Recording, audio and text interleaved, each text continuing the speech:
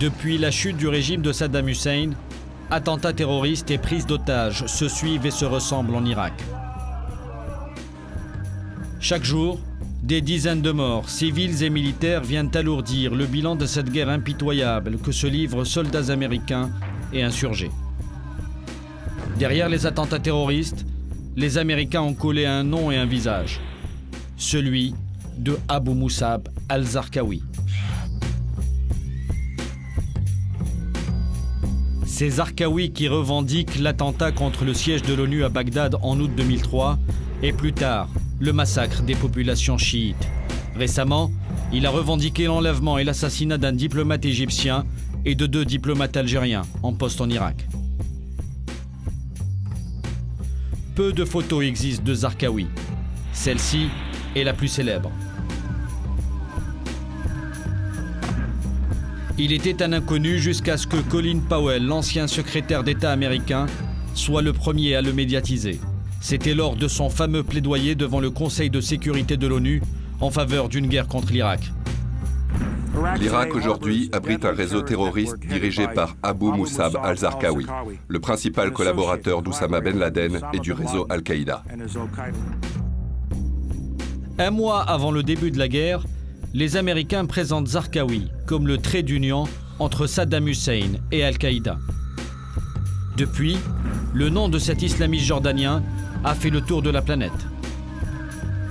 Mais sa notoriété, Zarqawi la tient aussi de cette vidéo où l'on voit Nicholas Berg, un citoyen américain, se faire décapiter devant la caméra. Selon plusieurs services de renseignement, ce serait Zarqawi qui l'aurait égorgé de ses propres mains.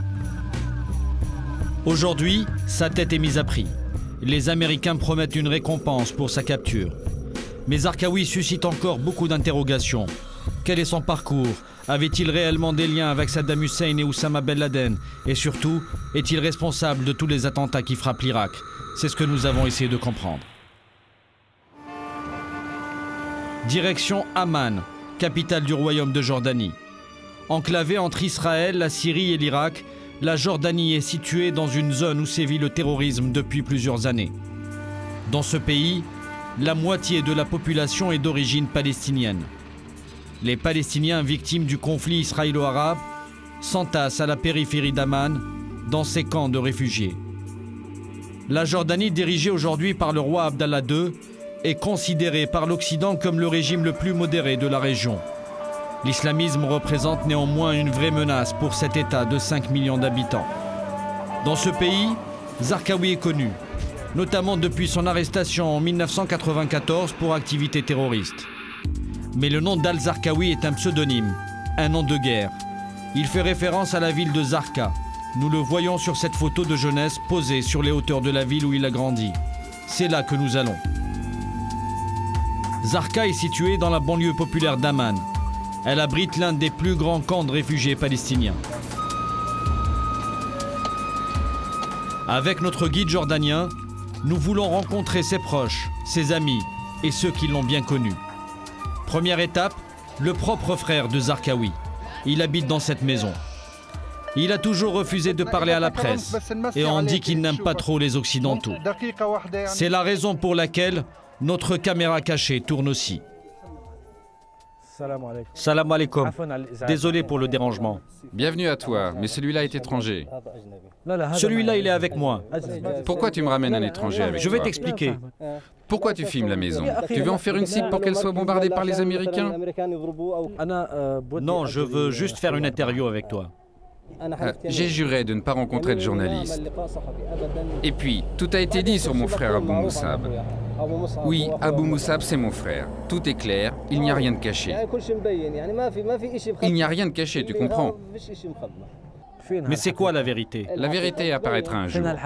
Est-ce que la vérité que de dire que ton frère tue 70 personnes par jour en Irak? 70 personnes par jour à Fallujah, à Bagdad et à Mossoul. C'est ça la vérité? Ça y est, ce n'est pas un problème, tu as la conclusion. Dis-moi, c'est ça la vérité? Tu veux que je te dise la vérité? Eh bien, tu as la conclusion. Non mais dis-moi, c'est ça la vérité? Pourquoi tu veux que je te donne ma conclusion? C'est pour que tu me l'attribues?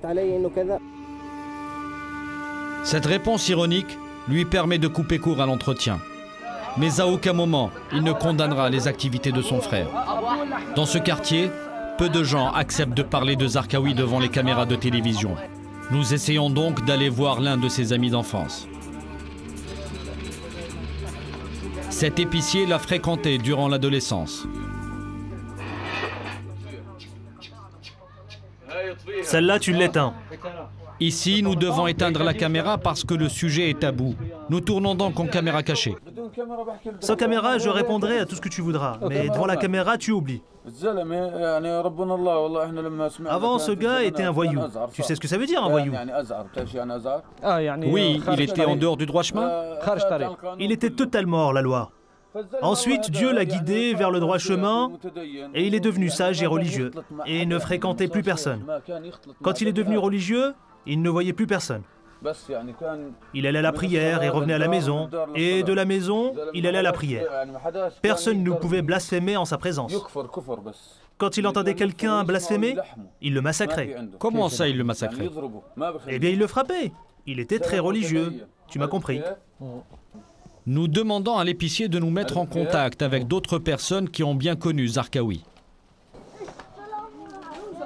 Je te conseille pas d'aller voir ses proches et ses amis. Même pour parler avec eux comme ça, comme avec toi? Ils vont se bagarrer avec toi. Il paraît en effet que les proches de Zarqawi ont été violents avec certains journalistes. Nous continuons néanmoins à chercher d'autres membres de la famille. Nous voulons savoir ce qu'ils pensent des activités d'Abou Musab en Irak. Notre guide nous présente d'abord un des neveux du terroriste jordanien. C'est cet adolescent en pull rouge. Il s'appelle Mahmoud. Avec Mahmoud, nous allons voir le quartier où habitent encore des proches et des amis du terroriste jordanien. Il est né ici, dans le quartier Massoum, à côté du cimetière. Elle est où la maison exactement? C'est celle-ci. Qu'est-ce que tu sais de lui? Je sais que... Qu'est-ce que tu fais là? T'es avec qui?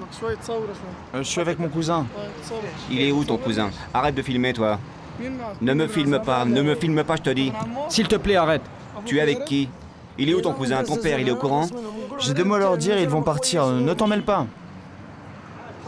Qu'est-ce qu'ils t'ont mis là? C'est un micro, c'est rien. Tu leur rends cette merde et tu leur dis rien. Faut arrêter les problèmes. Allez, au revoir. Nous allons essayer de négocier avec cet homme qui empêche le neveu de Zarqawi de nous parler. Il y a un problème? Mais qui vous êtes d'abord? Lui, c'est son cousin. Nous apprenons alors que cet homme qui nous empêche de filmer n'est autre que le cousin germain de Abou Musab al-Zarqawi. Après une demi-heure, l'atmosphère se détend. Mais le cousin de Zarqawi veut voir l'autorisation de tournage qui nous a été délivrée par les autorités jordaniennes. Et finalement, il accepte de répondre à quelques questions face à la caméra. Au début des années 90, il a retrouvé le droit chemin. Il est revenu à la religion. Là, il est devenu sérieux. Il priait, il lisait le Coran et ensuite il est parti immédiatement en Afghanistan. Si ce qu'il fait est dans la voie du djihad, dans le sentier de Dieu et dans le but d'établir la vérité, donc aux yeux du monde entier, aux yeux des Arabes, des musulmans et des Jordaniens, c'est un héros. Mais s'il tue des innocents et qu'il est derrière la mort d'innocents, évidemment ce serait quelque chose que personne n'acceptera. Et on ne souhaite pas que ce soit Abou Musab qui fasse cela. C'est donc dans cette maison qu'a vécu Abou Musab al-Zarqawi. À proximité d'un cimetière, il regardait tous les jours ces tombes. Des tombes à perte de vue. Il paraît que cela l'aurait rendu insensible à la mort. Une légende raconte aussi qu'adolescent, Zarqawi venait se saouler dans ce cimetière avec certains de ses amis. Mais après ses études secondaires, il décide de quitter le chemin de la délinquance et de rejoindre les rangs de l'islamisme. Sa nouvelle vie commence à cet instant. Nous sommes alors en 1986, Zarqawi a 20 ans. Pour essayer de cerner l'état d'esprit de la famille de Zarqawi, nous avons pris rendez-vous à Zarqa avec l'un des chefs de la tribu du terroriste jordanien. Le cheikh Ziad. Il a lui aussi longtemps fréquenté Zarqawi. Oui, je connais Zarqawi. C'est un jeune poli et très pratiquant. Avant, on se voyait souvent et on se rendait visite. La tribu de Zarqawi s'est officiellement désolidarisée de ses activités terroristes. N'empêche, ce chef de tribu, un ancien officier de l'armée jordanienne, devenu islamiste, lui trouve quelques circonstances atténuantes. Nous ne voulons combattre personne. Ce sont eux qui sont venus le combattre chez lui. Je dis que cette terre est celle de tous les musulmans, qu'ils repartent chez eux. Nous ne voulons rien d'eux. Nous ne voulons ni les tuer, ni les égorger. Mais vous savez, ce sont eux qui font cela. Je peux dire que c'est les forces israéliennes, ou plutôt le Mossad israélien qui fait tout cela et le met sur le dos des musulmans. Ça, c'est une certitude. Le djihad est légitime pour tout musulman. Mais le djihad, ce n'est pas égorger des gens. Je voudrais qu'il arrête d'enregistrer, là. L'homme a des choses à nous dire. Il nous demande d'éteindre la caméra, mais nous continuons de filmer discrètement. Nous avons, avec des amis, nous avons de l'or, du temps d'Alexandre le Grand. Nous ne comprenons pas très bien son propos. À l'évidence, le chef de tribu veut nous vendre une statue en or. Regarde, c'est une statue d'une reine qui tient dans ses bras Alexandre le Macédonien. Et il y a aussi un panier plein de pierres précieuses. Il y a des illustrations en or sur 3 niveaux. Le tout est estimé à 70 milliards. 70 milliards de quoi? De dollars? Oui, oui. Oui, il faut que l'ambassade ou l'ambassadeur s'engage à nous garantir notre dû dans un document officiel et je l'amènerai voir. S'il nous garantit notre dû, nous ne demandons qu'un demi-milliard. Un demi-milliard, c'est tout. Le chef de tribu nous autorise à filmer la photo de son trésor inestimable. Cet homme qui nous parlait 5 minutes auparavant de djihad, de guerre sainte et de valeurs religieuses ne s'empêche pas visiblement d'essayer de gagner de l'argent à travers un commerce fort douteux.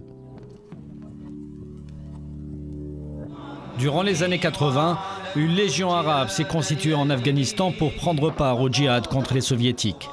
En 1989, Zarqawi, fraîchement converti au fanatisme religieux, décide de partir pour l'Afghanistan. D'ailleurs, la seule vidéo qui existe de Zarqawi, c'est celle-ci. Elle a été tournée dans la région au cours d'une cérémonie.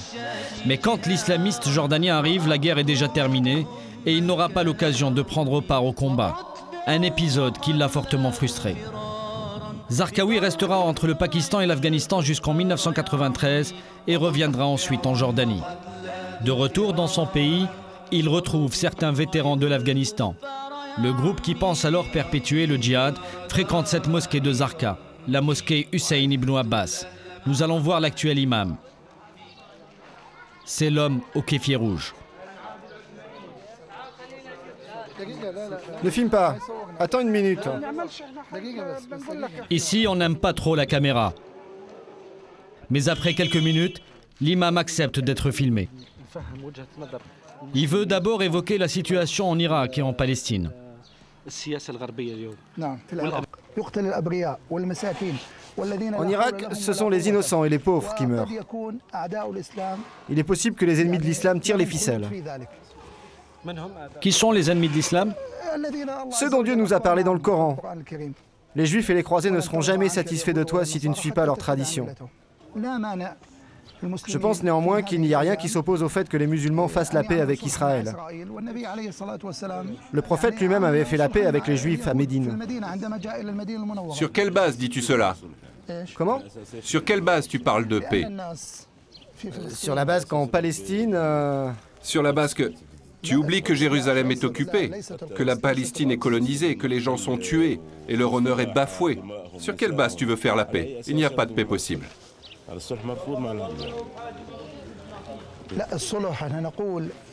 Je dis simplement que le peuple palestinien a trop combattu. Pourquoi ne pas s'arrêter un temps pour réorganiser les choses en Palestine? C'est tout ce que je dis.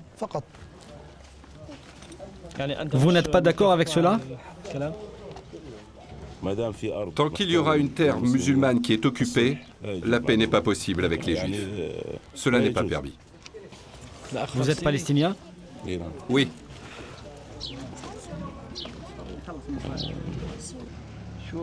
Qu'est-ce qui se passe? Il pose des questions. Nous posons des questions sur l'islam et les musulmans. Des questions sur quoi? Vous êtes qui d'abord? Nous travaillons pour la télévision française.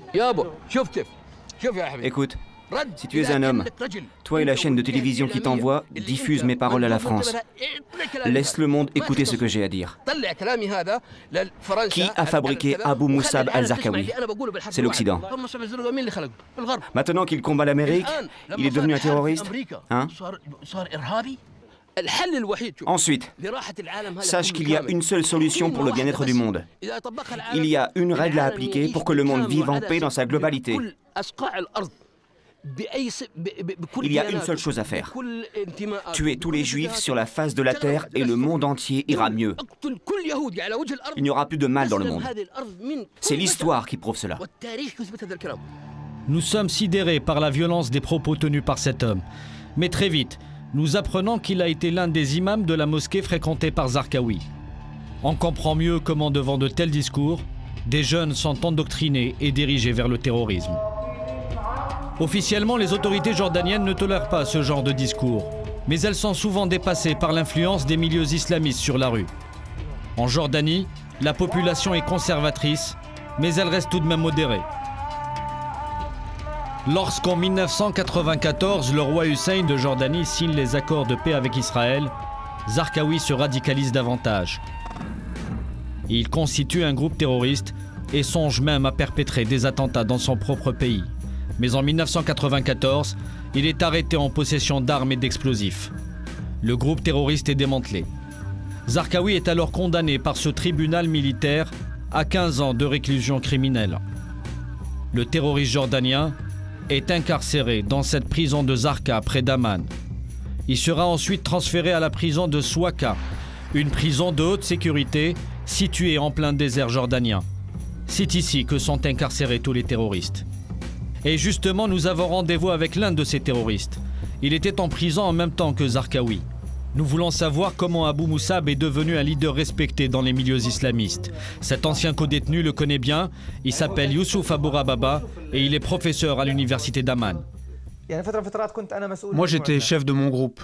J'étais l'émir et lui, Zarqawi, était chef et émir de son groupe. On était souvent en contact. Ceux qui parlent de lui ne connaissent pas Zarqawi. Moi, j'ai vécu avec lui plusieurs années. Il n'aime pas trop parler, il est discret et silencieux. Il parle quand il le faut. Sa personnalité, c'est un sentimental. Il pleurait souvent dans différentes situations. Quand il priait, il pleurait. Il se remettait en question et il pleurait. Mais il est courageux. Lorsqu'il pense avoir raison, il n'a pas peur, il dit ce qu'il pense.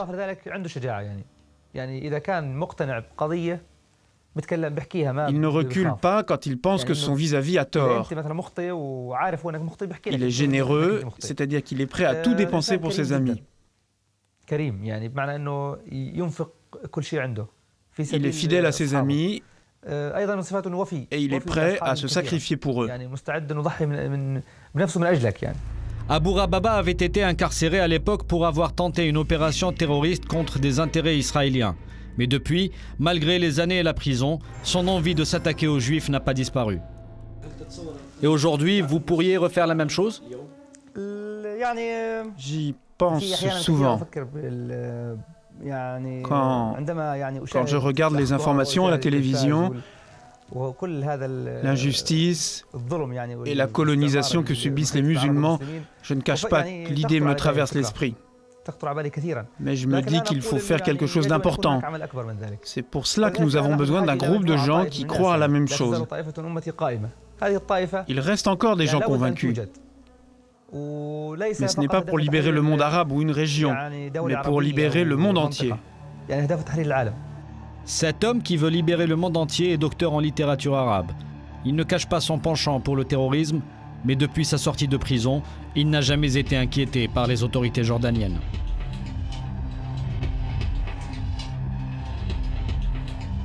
D'autres co-détenus de Zarqawi ont eux un discours beaucoup plus modéré. C'est le cas d'un journaliste jordanien. Il s'appelle Abdallah Abou Rouman. C'est un opposant démocrate. Incarcéré à l'époque pour un délit d'opinion, Il a été témoin en prison de la montée en puissance d'Abou Musab al-Zarqawi. En prison, Zarqawi était le deuxième chef de son organisation. La personne importante dans cette organisation, qui devait avoir un avenir en dehors de la Jordanie, s'appelle Al-Makdisi. C'est l'idéologue et le théoricien. Il est venu avec cette idéologie qui s'est propagée dans l'esprit de Abou Musab et de certains jeunes qui revenaient d'Afghanistan. Abou Mohammed al-Makdisi, le mentor de Zarqawi, est un idéologue d'origine palestinienne proche d'Al-Qaïda. Lui aussi est un ancien d'Afghanistan. C'est là qu'ils se sont connus. Mais très vite en prison, Zarqawi va dépasser son maître à penser. Celui qui reflétait le mieux les idées de Makdisi, c'était Abou Musab al-Zarqawi, parce qu'il était très sérieux. Il n'avait aucune diplomatie. Il était comme la lame de l'épée, clair et franc, face aussi bien à ses amis qu'à ses ennemis.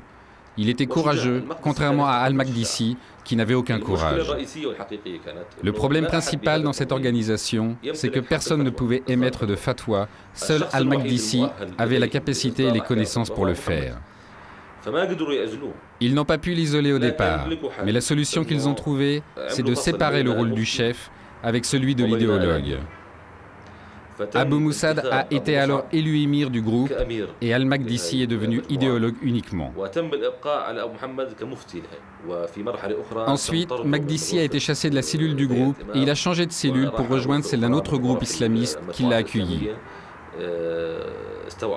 Enfin, il est devenu l'un des véritables adeptes de Zarqawi.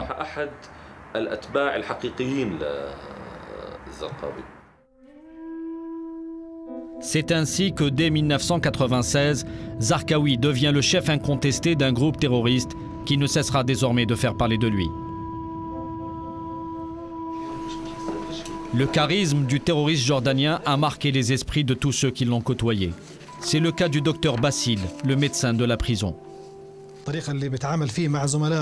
La manière avec laquelle il se comportait avec ses hommes montrait qu'il y avait une grande discipline. Je restais devant la porte de leur cellule et les prisonniers venaient me voir les uns après les autres pour me parler de leurs problèmes de santé. Par un simple regard, Abou Musab décidait de l'ordre de passage de ses hommes. Les hommes revenaient ensuite à leur place, il les faisait bouger avec ses yeux, et même quand je voulais transférer un malade à l'hôpital, il devait au préalable avoir l'autorisation d'Abou Musab. Je l'ai entièrement ausculté, il était en parfaite santé. Son cœur et ses poumons étaient très bons et sa santé excellente. Et sa psychologie, comment était-elle? Psychologiquement, il était stable. Il ne montrait aucune forme d'instabilité. En mars 1999, le roi Abdallah II de Jordanie accède au trône. Il signe alors une amnistie royale qui gracie l'ensemble des détenus islamistes. Abou Musab al-Zarqawi, qui ne devait sortir de prison qu'en 2009, se retrouve libre. Il renoue ses contacts et quelques mois plus tard, il repart pour l'Afghanistan. Sa carrière de terroriste est relancée à nouveau. Nous apprenons qu'un homme important qui prétend détenir les dernières informations sur Zarqawi souhaiterait nous rencontrer. C'est le journaliste Abou Rouman qui sert d'intermédiaire. L'homme accepte de venir à notre hôtel, mais à la condition de ne pas être filmé. Nous tournons donc en caméra cachée. Je te présente Monsieur Fouad Khalafat, un ancien député et l'une des plus grandes figures des frères musulmans en Jordanie, mais aussi l'un de ceux qui ont le mieux connu Abou Musab al-Zarqawi et son histoire. Il est préférable peut-être qu'on monte dans la chambre. Cet homme est un ancien député et il est actuellement conseiller d'un ministre jordanien. Nous apprenons très vite qu'il est venu pour nous proposer d'acheter des documents et une série de photos de Zarqawi. Ce monsieur est un ami de Zarqawi. Il était avec lui en Afghanistan. Ensuite, il est de la même tribu que Zarqawi. Et c'est leur député. Vous étiez avec lui en Afghanistan? J'ai passé peu de temps avec lui. En 1989? Moi, je me suis rendu dès 86, je suis rentré en Jordanie en 89 et je suis devenu député. Ensuite, je suis reparti en Afghanistan. Dans la chambre, nous filmons la rencontre avec une deuxième caméra. Naturellement, le député ignore tout.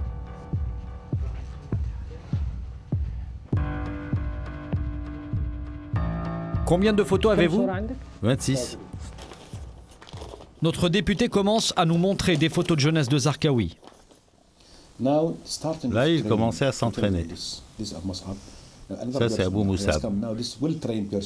Il est avec d'autres personnes. On le voit tirer au pistolet. Il apprend à tirer. Dans cette région, c'est la première fois qu'il utilise du TNT. Il est où, Abou Moussab? Il est là. Ah.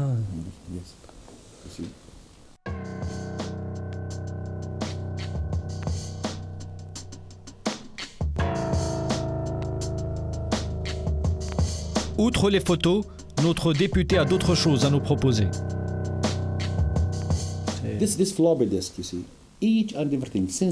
Sur cette disquette, il y a toute sa vie. Depuis la date de sa naissance en 1966 jusqu'à son installation en Irak. Il y a toute sa vie. Je vous montre les dossiers. Je vous montre les dossiers. Ces dossiers d'Abou Moussab al-Zarqawi qui représentent la seconde génération d'Al-Qaïda entre 2002 et 2005. Ça, c'est la stratégie. En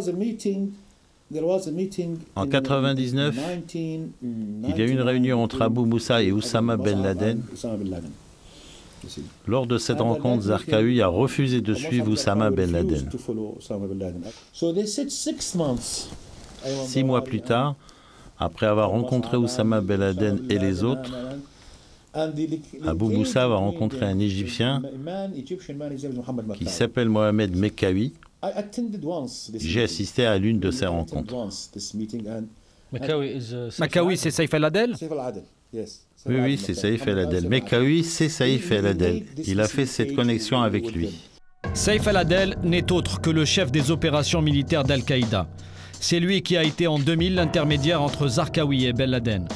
Notre député islamiste semble être bien renseigné sur les relations qui existent entre les différents terroristes et il compte bien monnayer ces informations. Quel est votre prix? 250 000 $. 250 000 $ pour quelques photos de jeunesse d'un terroriste et des documents. Décidément, ce type de commerce est florissant en Jordanie. Mais naturellement, nous n'allons rien acheter à notre député. Durant l'année 2000, Abou Moussab al-Zarqawi refuse d'intégrer le réseau d'Al-Qaïda. Des divergences dogmatiques l'opposent à Oussama Ben Laden. Si le chef d'Al-Qaïda veut s'attaquer d'abord à l'Occident et particulièrement aux États-Unis d'Amérique, Zarqawi, lui, préfère cibler en priorité les régimes arabes et les intérêts jordaniens. C'est à cette époque que les services de renseignement français découvrent Abou Moussab al-Zarqawi. Louis Caprioli était alors sous-directeur à la DST, le contre-espionnage français. Ce nom d'Abou Moussab al-Zarqawi apparaît fin des années 90 et en particulier en 99 lors des projets d'attentats contre les intérêts jordaniens et la découverte par les services jordaniens le 1er décembre 1999 des projets d'attentats à l'occasion du millénium. Et ce nom va commencer à circuler.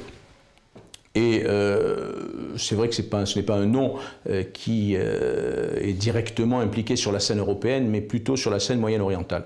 Et il prendra de l'importance à partir de 2002. En décembre 1999, 9 mois après l'amnistie royale, Zarqawi tente de frapper au cœur de son pays. Les autorités jordaniennes découvrent alors le Millennium Plot, un projet d'attentat qui avait pour cible ces hôtels de Amman fréquentés par des étrangers. L'opération devait avoir lieu le 31 décembre au soir. En 2000, Zarqawi fonde un nouveau groupe appelé At-Tawhid. Il recrute notamment des islamistes jordaniens et syriens et installe un camp d'entraînement à Herat, à l'ouest de l'Afghanistan. Sur ce document de propagande du groupe Zarqawi jamais diffusé à la télévision, on voit certains de ces hommes qu'on reconnaît à leur kéfier rouge s'y entraîner. Ils se préparaient alors à enflammer le Proche-Orient. Mais au lendemain du 2001, l'armée américaine, soutenue par une coalition, lance une grande offensive sur l'Afghanistan. Le camp de Zarqawi et ceux d'Al-Qaïda sont démantelés. Le terroriste jordanien blessé lors des bombardements quitte Herat en Afghanistan et part se réfugier en Iran. Vraisemblablement, il a traversé l'Iran, puisque de nombreux éléments d'Al-Qaïda ont traversé l'Iran après l'opération de la coalition en octobre 2001. L'information a circulé effectivement que les services allemands interceptaient des communications entre ce réseau et Abu Musab al-Zarqawi. Les services allemands ont localisé en Iran, je crois qu'il faut leur faire confiance. Ça veut dire qu'à un moment, il a séjourné effectivement en Iran. Après l'Iran, Zarqawi rejoint les islamistes kurdes d'Ansar al-Islam. Nous sommes alors début 2002.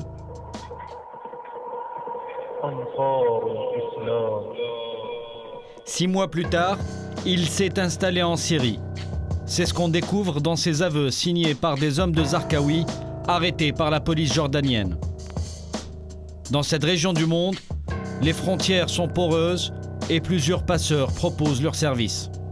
Dans ces mêmes déclarations, on peut lire aussi que Zarqawi est rentré plusieurs fois en Jordanie entre 2002 et 2003 muni de faux documents syriens. Et c'est justement à cette époque qu'il commandite l'assassinat du diplomate américain Lawrence Foley.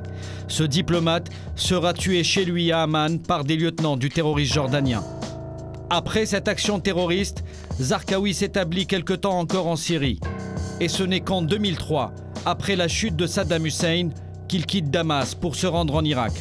À aucun moment, on ne peut prouver que Zarqawi a été hébergé par Saddam Hussein, comme l'a affirmé Colin Powell pour justifier l'offensive sur l'Irak. Sur un plan idéologique, il est impossible que Zarqawi ait une relation avec le régime de Saddam Hussein. En plus, Zarqawi ne croit pas en la tactique et il n'est pas prêt à accepter des liens ponctuels pour des raisons tactiques, en contradiction avec la loi religieuse de son point de vue. Après la déroute de l'armée irakienne, Zarqawi devient le chef du groupe At-Tawhid wal-Jihad. L'offensive américaine va lui donner l'occasion de relancer sa carrière de terroriste et surtout de recruter sans aucune difficulté des aspirants kamikazes. Mais aujourd'hui, l'armée américaine lui attribue toutes les actions terroristes et toutes les prises d'otages, un point de vue que beaucoup contestent. Je ne pense pas que Abu Musab al-Zarqawi soit le chef suprême de toutes les opérations menées par la résistance en Irak. Par contre, je suis convaincu que les Américains ont volontairement exagéré son rôle. Un avis partagé dans ce quartier de la capitale jordanienne, fréquenté par des chauffeurs irakiens qui transportent les quelques personnes capables encore de faire le trajet entre Bagdad et Amman. Baker est l'un d'eux. Les informations qu'il donne à propos des attentats accablent le régime syrien. Il y a le groupe de Zarqawi, mais il y a aussi les Syriens. La majorité, ce sont des Syriens. Des Syriens? Oui, des Syriens. Certains ont été arrêtés. Ils se font passer pour des moudjahidines. Il est possible que ce soit les services syriens qui font ça, parce que si ça se calme en Irak, les Américains passeront à la Syrie et de la Syrie à l'Iran. Ils ont arrêté aussi une bande. Les membres ont avoué qu'ils avaient été entraînés par les services secrets syriens. Nous quittons la Jordanie pour aller à Damas, capitale de la Syrie. Plusieurs éléments recueillis au cours de notre enquête convergent sur le rôle trouble des autorités syriennes. Nous voulons en savoir plus sur une éventuelle implication des autorités de ce pays dans les attentats perpétrés en Irak. Mais nous voulons également savoir comment Zarqawi a pu s'y réfugier sans se faire repérer. La frontière terrestre entre la Jordanie et la Syrie ne pose pas un problème de passage pour les ressortissants des deux pays. Par contre, les contrôles sont stricts avec les étrangers.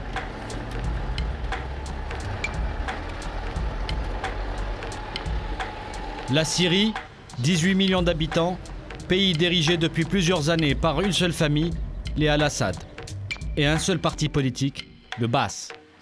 De longues frontières communes avec l'Irak. D'ailleurs, une partie de la famille de Saddam Hussein et d'anciens dignitaires du parti Baas irakien s'y sont réfugiés après le début de la guerre. Le régime syrien est considéré par l'Occident comme l'aile dure du monde arabe. Et il est également dans la ligne de mire des Américains.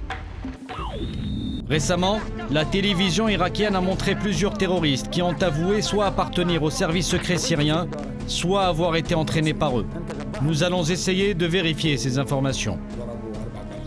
À Damas, l'étape incontournable pour les journalistes occidentaux qui veulent faire leur métier, un bureau chargé de délivrer les autorisations. Il dépend du ministère de l'Information et il est même situé au siège du parti Baas. Dans ce pays, tout est contrôlé par le parti unique. Les photos du président Bachar al-Assad et celles de son père ornent tous les édifices. C'est le directeur des relations avec les médias étrangers qui nous reçoit. Nous filmons en caméra cachée. Nous lui demandons de nous mettre en contact avec le ministre syrien de l'Intérieur. Nous voulons savoir quelle est sa version à propos des accusations portées contre son pays accusé de soutenir le terrorisme. Je crains que personne ne vous réponde. Les médias n'ont pas interféré dans la question de sécurité. Visiblement, les autorités syriennes ne veulent pas trop communiquer sur ces questions. Mais quand nous évoquons devant le directeur le cas des Syriens arrêtés en Irak, il semble avoir quelques informations à nous donner. C'est toute une histoire. Ils les accusent de faire des attentats et d'appartenir au service secret. Je voudrais rencontrer les familles des personnes arrêtées. Et je souhaiterais avoir une autorisation officielle pour pouvoir travailler. Écoutez, sur cette question, c'est possible. On pourra filmer dans la rue sans problème? Oui, mais il faut toujours qu'il y ait quelqu'un avec vous. Et qu'on vous délivre une autorisation écrite. Mais avant de nous autoriser à aller rencontrer les familles des personnes arrêtées en Irak, le directeur passe un coup de fil. Mon général, comment allez-vous? Nous avons des journalistes de la 6e chaîne française qui sont prêts à faire un reportage. Ils vont montrer que ces familles dont on a accusé des membres d'être des officiers de l'armée, que ce sont en fait de simples gens et non pas des militaires. Comment pouvez-vous nous aider sur ce plan? Demain matin, j'enverrai avec eux un accompagnateur. Merci beaucoup, mon général. Vous savez, il faut toujours aviser les responsables de la sécurité. Bien sûr. Nous avons l'autorisation de travailler en Syrie, mais visiblement nous allons être bien encadrés. La Syrie est un pays socialiste régi par un modèle nationaliste totalitaire qui bafoue toutes les libertés individuelles. Une dictature qui, depuis plusieurs années, multiplie arrestations arbitraires et atteintes en matière de droits de l'homme. La société syrienne est quadrillée par une police, une armée et de redoutables services secrets. Une sorte de Berlin-Est des années 50. Nous avons rendez-vous avec notre guide du ministère de l'Information. Il s'appelle Wael et il va désormais nous suivre partout et contrôler notre travail. Direction Mahara, à 300 km au nord de Damas. Certains des terroristes arrêtés en Irak y habitent. Nous voulons savoir s'ils ont été réellement encadrés par les services secrets syriens. Après quelques heures de route, Wael, notre guide, appelle un général pour annoncer notre arrivée. En général, nous n'avons pas trop de temps. Mais si vous voulez bien, on va l'attendre au restaurant. Très bien, merci. C'est dans ce restaurant que nous avons rendez-vous. Nous n'avons plus aucune marge de manœuvre. Nous devons nous conformer au vaste programme qui nous a été concocté par les services syriens. Un premier homme vient nous voir. Il se présente comme le frère de l'un de ceux qui ont été arrêtés en Irak. Mais dès son arrivée, l'homme prend son téléphone pour passer quelques coups de fil. On le filme discrètement. On arrive à la maison avec une équipe de télévision française. Ils vont filmer.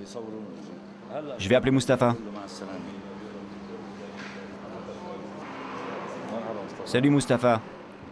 Va à la maison, j'arrive avec des journalistes français. Ils vont filmer. Faut que tout soit prêt à la maison. Allez, salut, au revoir. Dis à Saddam et à Amin de nous rejoindre. Allez, au revoir. Au revoir. Un officier de la police politique arrive à son tour. C'est cet homme. Ils sont de la télévision française, de la 6e chaîne. Bienvenue à vous. Bonjour, bonjour. L'officier des services secrets est visiblement mal à l'aise devant notre caméra. Ouais, mais moi, je veux pas être filmé. Mais vous n'êtes pas de la famille? Comment? S'il vous plaît, effacez les images. S'il vous plaît. Ah oui, oui, sois sûr. Je suis désolé, je croyais qu'il était de la famille. Non, je t'ai bien dit qu'il y avait quelqu'un qui allait venir. C'est vrai, tu m'avais dit, mais je pensais qu'il allait venir en tenue officielle. Non, non, tu sais, parfois les services sont en civil.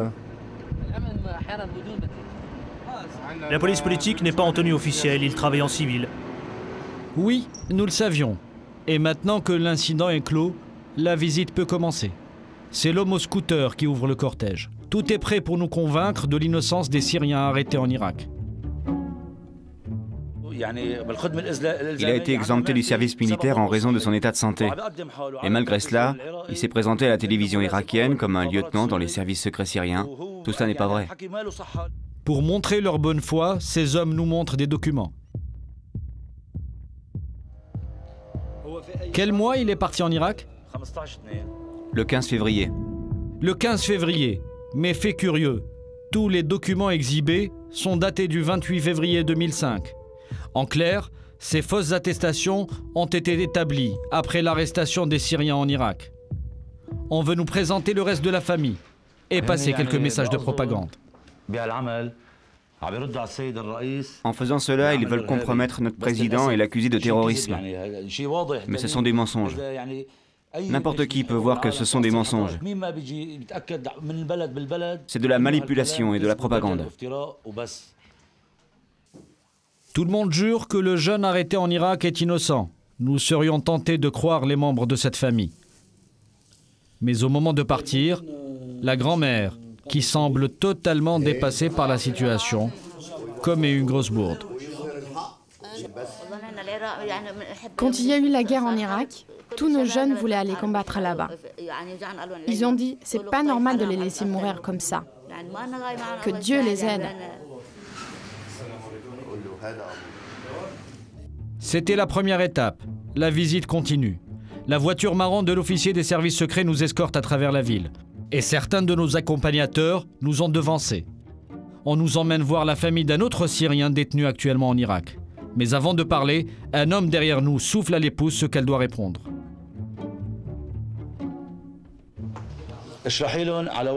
Explique-leur pour le cas de ton mari en détail. Tu sais, ils disent qu'il est colonel. Raconte-leur. Vous pouvez me raconter ce qui s'est passé? Il est parti en Irak pour acheter des pots. Après quelque temps, je le vois à la télévision, je suis devenue folle. Je n'ai pas cru ce que j'ai entendu. Il a dit qu'il était colonel. Depuis que je l'ai épousé, voilà les enfants. Depuis 18 ans, il n'a jamais été militaire. Et en plus, il est malade. Il a de l'hypertension. Son cœur est malade. Et il n'a pas étudié. Oui, il n'a pas étudié. Il ne sait même pas parler. Il est hémiplégique. Il est gros. Il fait 130 kilos. Son mari, qu'elle décrit comme un hémiplégique analphabète ne sachant pas parler, c'est lui. Ces images ont été diffusées sur la télévision irakienne en mars dernier. Écoutez ses réponses. Quel est ton nom? Le véritable nom ou mon pseudonyme? Le véritable et l'autre. Khaled Abdallah Azizen. C'est ça le véritable? Non, ça c'est le pseudonyme. Le pseudonyme que tu utilisais dans le réseau est ton véritable nom? Mahmoud Abdelrahma. Qui te donnait les ordres? Les ordres nous étaient donnés par le général Ali Ahmed Mohamed. Quel est ton grade? Je suis colonel, monsieur. Dis-lui, ça c'est la maison d'un colonel qui finance le terrorisme? Ça, c'est la maison d'un colonel ou je ne sais quoi? Regardez les vêtements de mes enfants. Regardez nos murs. Même les murs ne sont pas refaits. On nous fait visiter la maison, la cuisine, la salle de bain, et même les voisins sont appelés à participer. Tous les arguments sont bons pour essayer de nous convaincre. La visite reprend de plus belle. L'officier des services secrets continue d'ouvrir le cortège. Cette fois, on nous emmène voir des tanneurs.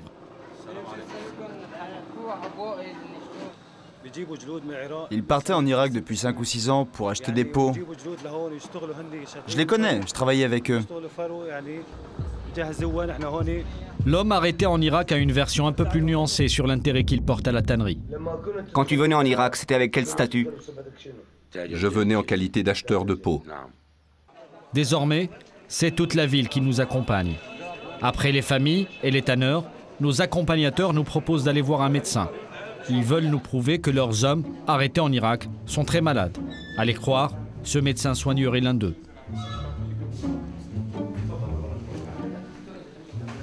Je suis étonné par cette histoire, c'est très bizarre.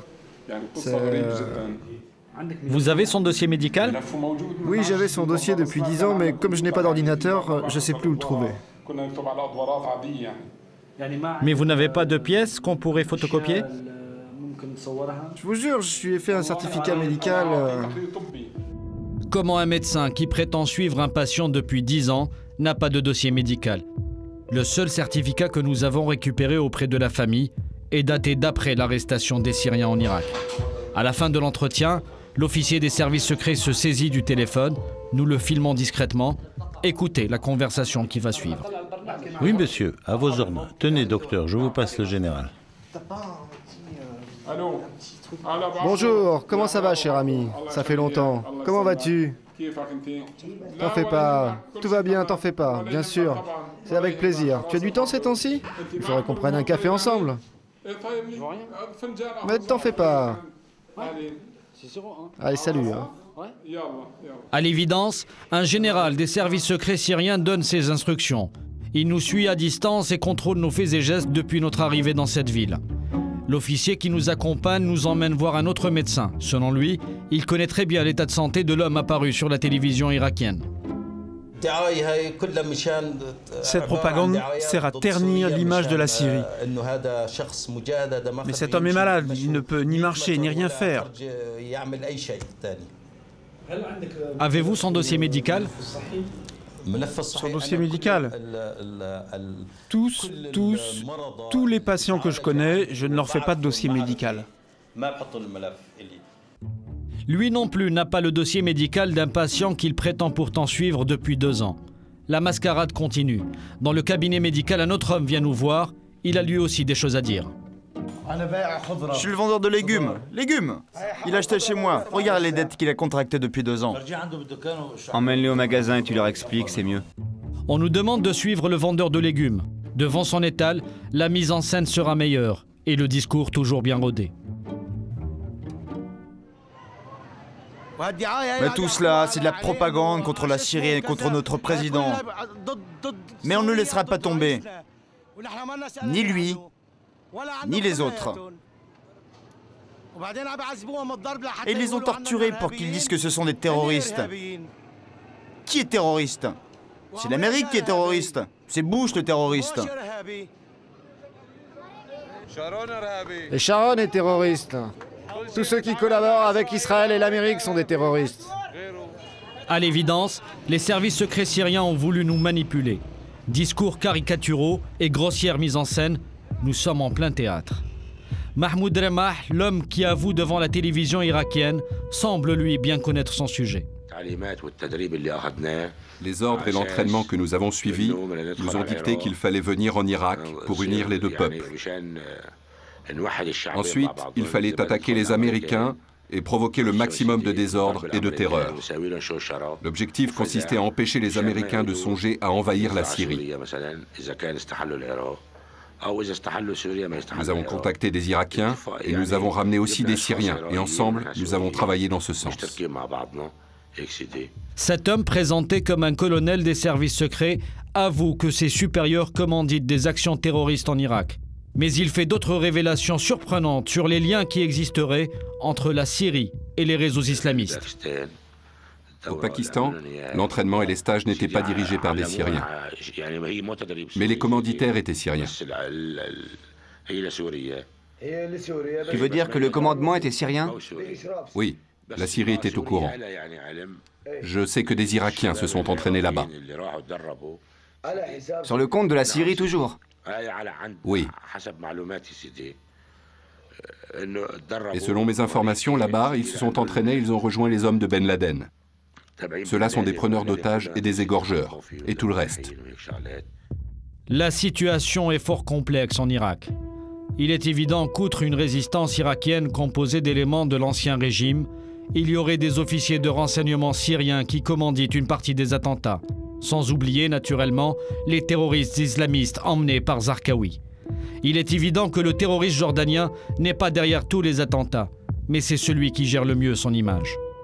Il a su tellement médiatiser son action en revendiquant des attentats contre le représentant de l'ONU, en faisant des attentats contre les intérêts américains, en médiatisant les exécutions, que, j'allais dire, les Américains, bien sûr, on pensait que c'était lui qui maîtrisait l'ensemble du terrorisme en Irak.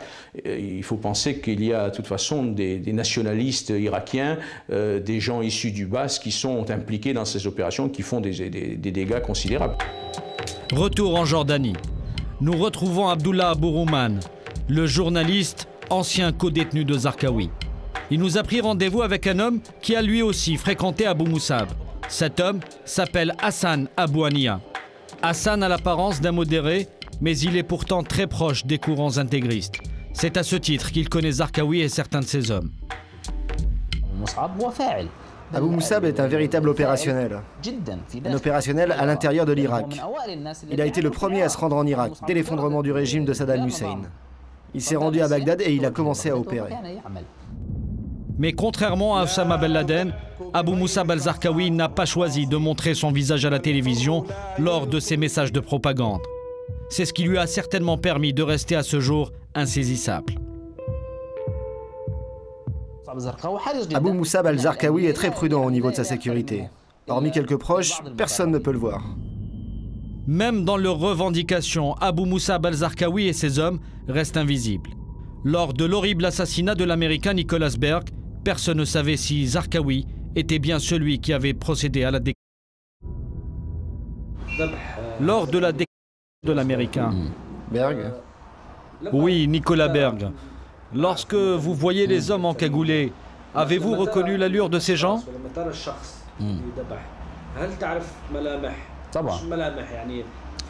Évidemment, tu veux dire si c'était lui? C'était Abou Moussab?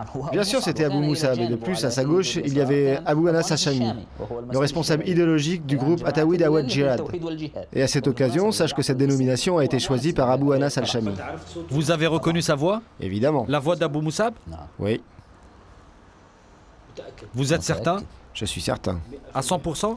À 100%. Avez-vous cette vidéo? Oui. Avez-vous cette vidéo? C'est possible de la regarder? Oui, c'est possible.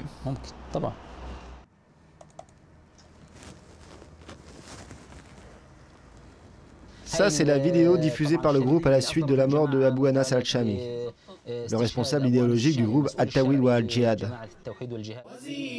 Abou Anas Hachami, un autre islamiste jordanien, était avant sa mort l'idéologue qui légitimait les actions de Zarqawi. C'est lui qui avait décidé de filmer les exécutions d'otages et de revendiquer les attentats terroristes.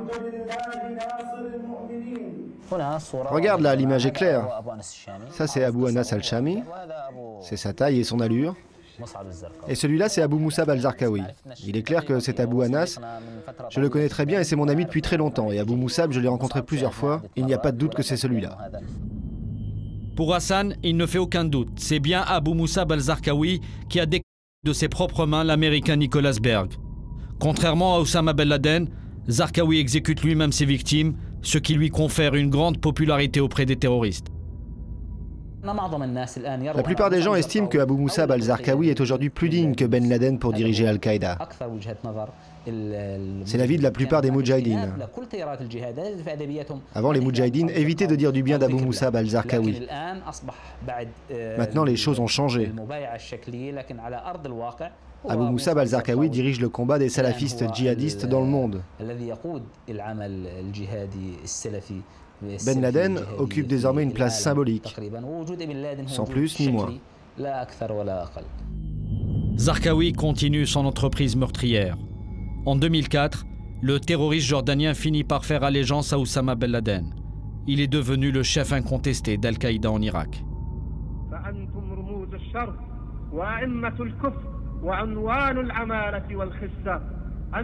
Il revendique régulièrement ses attentats sur Internet à travers des messages audio sans montrer son visage. Mais aujourd'hui, personne ne sait à quoi ressemble cet homme qui sait changer d'apparence et entretenir le mystère. Le nouveau visage de la terreur a su se construire une véritable légende.